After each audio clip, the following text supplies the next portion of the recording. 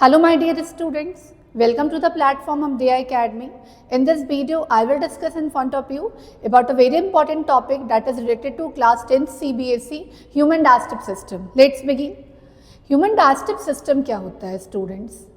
Digestive system में सबसे पहले जो इम्पोर्टेंट टर्म आ रहा है वो आ रहा है बेटा डाइजेशन.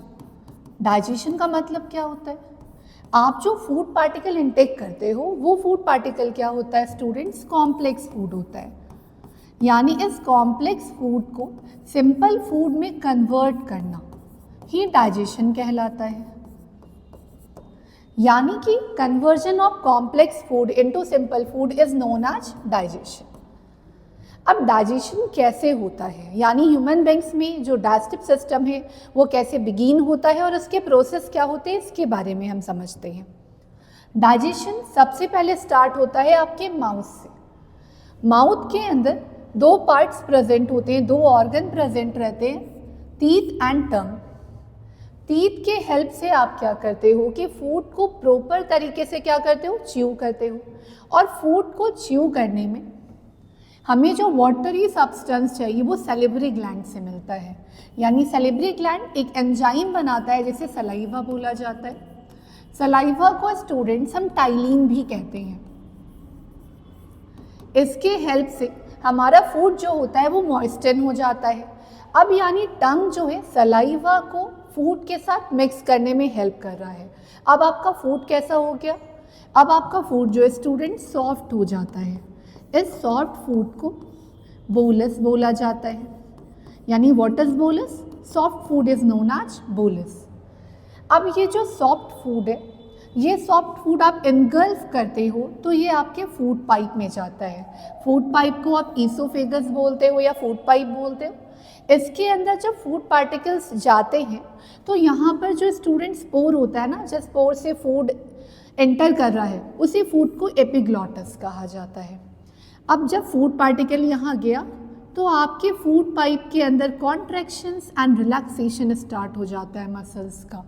इसी कॉन्ट्रैक्शंस एंड रिलैक्सेशन के प्रोसेस को पेरिस्टाल्टिक मूवमेंट बोला जाता है. अब आपका फूड पार्टिकल कहाँ चला जाता है स्टूडेंट्स? स्टमक के अंदर. स्टमक के अंदर जब फूड जाता है तो यहाँ एक गैस्ट्रिक पिट्स बने होते हैं, जिस पिट्स में गैस्ट्रिक ग्लैंड होता है. इस गैस्ट्रिक ग्लैंड से स्टूडेंट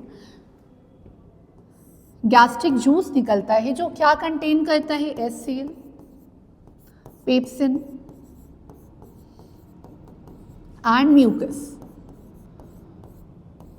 इसके बारे में मैं बताऊंगी आपको डिटेल में कि इन सबका फंक्शन क्या है और ये डाइजेशन में कैसे हेल्प करता है. इसके बाद जो फूड है ये स्टमक से स्मॉल इंटेस्टाइन में आता है नीचे की तरफ. तो स्मॉल इंटेस्टाइन में जो फूड जा रहा है ना बेटा, तो स्मॉल इंटेस्टाइन में दो सिक्रीशन और आता है. एक तो आपके लीवर से जो कि लार्जेस्ट ग्लैंड है हमारे बॉडी का, ये बाइल जूस सिक्रीट करता है, बाइल जूस का फॉर्मेशन करता है. इससे बाइल जूस का फॉर्मेशन होता है. एंड यहाँ पर एक पैनक्रियाज जो लीफ लाइक ऑर्गन है, इससे पैनक्रियाटिक जूस का सिक्रेशन होता है. दोनों का सिक्रेशन स्मॉल इंटेस्टाइन के फर्स्ट पार्ट यानी ड्यूडेनम में आता है, जैसे अभी हम डिटेल में देखेंगे कि ये किस तरीके से वर्क करता है. यानी बेसिकली आपको मैंने क्या बताया स्टूडेंट्स कि डाइजेशन का मीनिंग क्या हुआ? कन्वर्जन. कन्वर्जन किस चीज़ का? कॉम्प्लेक्स फूड का सिंपल फूड में. मतलब डाइजेशन में बेसिकली कन्वर्जन हो रहा है कॉम्प्लेक्स फूड का सिंपल फूड में. एंड इसके प्रोसेस कैसे होते हैं स्टेप बाय स्टेप हम समझते हैं. किस तरीके से डाइजेशन स्टार्ट हुआ और डाइजेशन में कौन कौन से ऑर्गन क्या रोल प्ले कर रहे हैं. मतलब बेसिकली डाइजेस्टिव सिस्टम माउथ से स्टार्ट हुआ था और माउथ के अंदर मैंने दो पार्ट में डिवाइड किया था. एक तो टीथ हेल्प कर रहा था एंड टंग हेल्प कर रहा था, और साथ में एक ग्लैंड है जो कि इन सबको हेल्प कर रहा था. वो ग्लैंड कौन सा था बेटा? Salivary gland.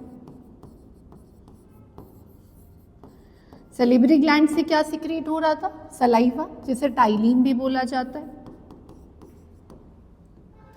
यानी टीथ का काम क्या है? फूड के प्रॉपर चेविंग में, कटिंग में, बाइटिंग में, इन सब में हेल्प कर रहा है. टंग क्या कर रहा है, सैलिवरी ग्लैंड से जो सलाइवा रिलीज हो रहा है उसके मिक्सिंग में हेल्प कर रहा है, तो फूड क्या हो जा रहा है, प्रॉपर मिक्स हो जा रहा है और सॉफ्ट हो जा रहा है, जिसे आप बोलस बोल रहे हो। अब जब आप बोलस को एनगल्फ कर रहे हो तो वो ईसोफेगस फूड पाइप में जब जा रहा है तो फूड पाइप में क्या हो रहा है, बेसिकली कॉन्ट्रैक्शंस एंड रिलैक्सेशन। जब आपके फूड पाइप में कॉन्ट्रैक्शन से रिलैक्सेशन होता है तो उसी मूवमेंट्स को क्या बोला जाता है, peristaltic movement.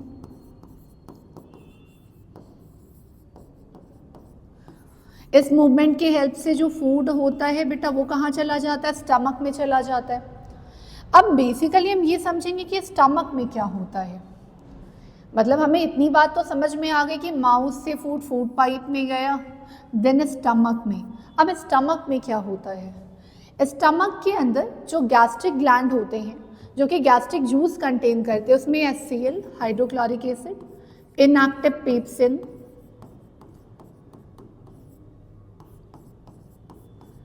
And mucus present होता है। अब बेटा अगर हम HCl की बात करें, हाइड्रोक्लोरिक एसिड की, तो वो एक एसिड है ना, तो वो फूड का मीडियम क्या करेगा, एसिडिक बना देगा। यानी HCl की हेल्प से आपके फूड का मीडियम कैसा हो जाता है, एसिडिक हो जाता है। यानी HCl क्या कर रहा है, आपके फूड के मीडियम को बेसिकली HCl क्या करता है, एसिडिक बना देता है। और क्या करता है, फूड पार्टिकल्स में जो बैक्टीरिया प्रेजेंट होते हैं उसे भी कील करने में हेल्प करता है। यानी HCl का फंक्शन क्या क्या हो गया, सबसे पहले तो फूड का मीडियम उसने चेंज कर दिया, एसिडिक बना दिया। देन उसने क्या किया, kills the bacteria. And then उसने क्या किया, जो कॉम्प्लेक्स आयरन होते हैं उसे वो क्या करता है, कन्वर्ट कर देता है सिंपल आयरन में। अब अगर हम बात करें कि HCl के बाद जो पेप्सिन प्रेजेंट होता है वो पेप्सिन क्या करता है, तो मैंने आपको स्टार्टिंग में ही बताया कि पेप्सिन किस तरीके से होता है बेटा, इनएक्टिव फॉर्म में होता है। तो HCl के हेल्प से पेप्सिन क्या हो जाता है, एक्टिवेट हो जाता है। यानी कि जो इनएक्टिव पेप्सिन है उस इनएक्टिव पेप्सिन को HCl क्या करता है, एक्टिवेट कर देता है। जब ये इनएक्टिव पेप्सिन एक्टिवेट हो जाता है तो ये पेप्सिन क्या करता है बेटा, प्रोटीन के डाइजेशन में हेल्प करता है। और जो म्यूकस की लाइनिंग होती है, ये म्यूकस की लाइनिंग हाइड्रोक्लोरिक एसिड से आपका स्टमक बर्न ना हो जाए इससे प्रोटेक्ट करने में हेल्प करता है।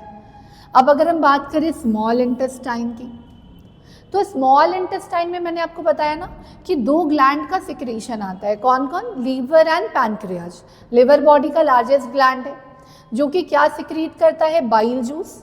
यानी कि स्मॉल इंटेस्टाइन में बाइल जूस आता है और साथ में पैनक्रियाज से पैनक्रियाटिक जूस आता है। यानी डाइजेशन में जो digestive gland liver and pancreas है, इन दोनों का सिक्रीशन कहाँ आता है, आपके स्मॉल इंटेस्टाइन के फर्स्ट पार्ट, यानी जिसे ड्यूडेनम कहा जाता है।